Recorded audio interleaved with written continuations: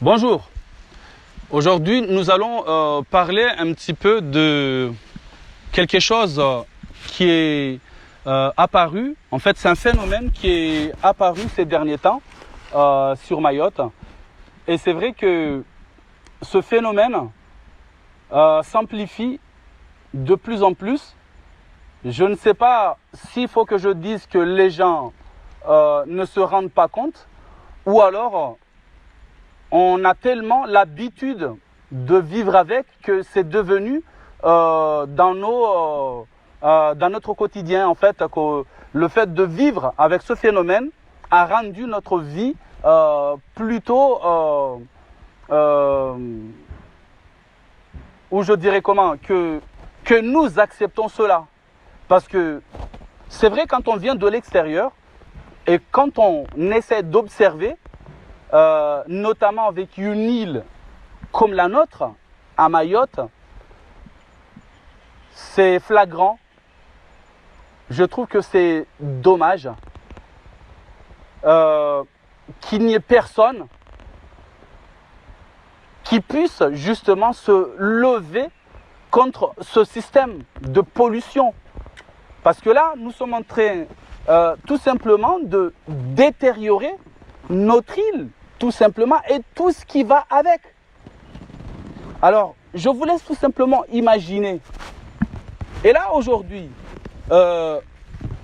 nous allons filmer, nous allons vous montrer quelque part un petit coin qui est totalement obstrué ou obstrué. Enfin, je sais même pas le mot pour exprimer la chaleur qui m'envahit quand je pense à tout ceci.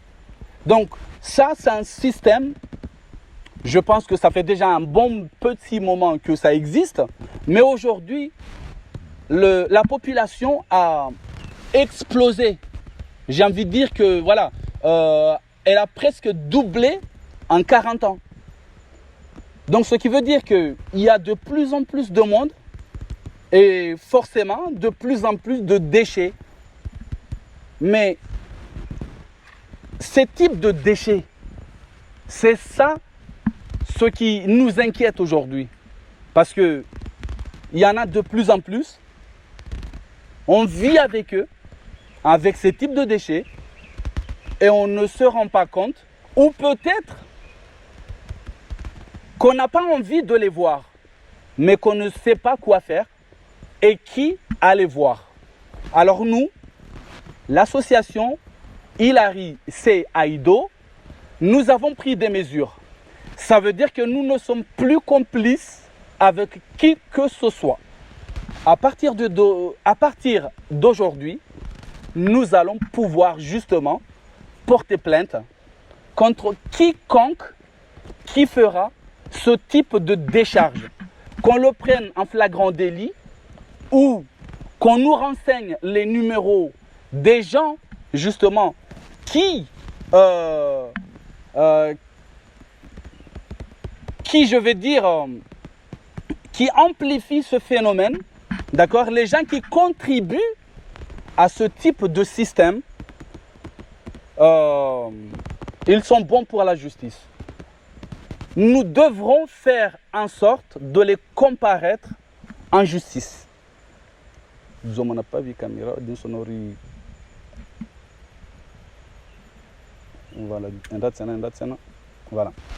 Donc, les gens qui contribuent à ce phénomène doivent tout simplement comparaître à la justice. Je pense que Mayotte, nous devrons maintenant, et surtout maintenant, nous lever pour combattre ce système.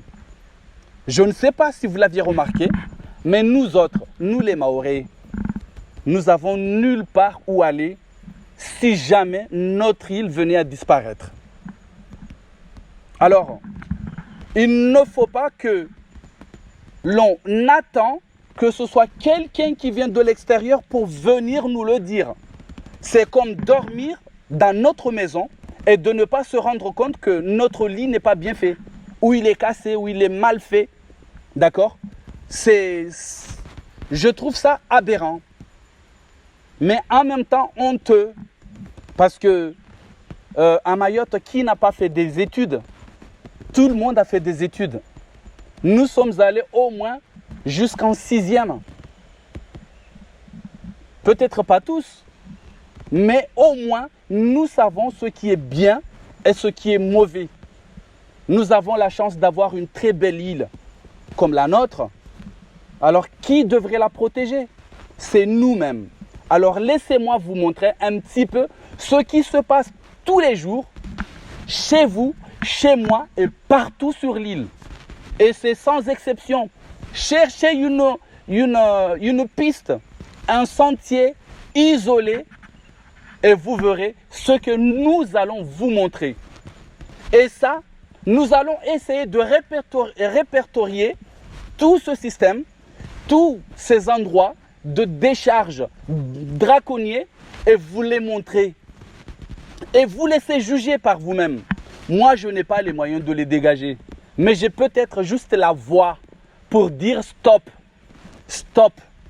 J'ai l'énergie. Si demain, j'ai quelques amis qui pourront peut-être m'aider à dégager tout cela et trouver une alternative à ça pour justement lutter contre ce phénomène envahissant, débordant, mais surtout très dangereux pour notre île et notre écosystème qui est quand même assez fragile sur Mayotte.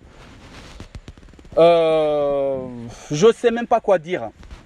Je pense que je n'ai pas les mots pour vous expliquer ce que je vais vous montrer. Alors pour cela, voyons ce que je veux vous montrer. Peut-être vous aurez vous-même les mots pour élargir un petit peu la discussion, donner votre avis et peut-être trouver des solutions. À tout de suite.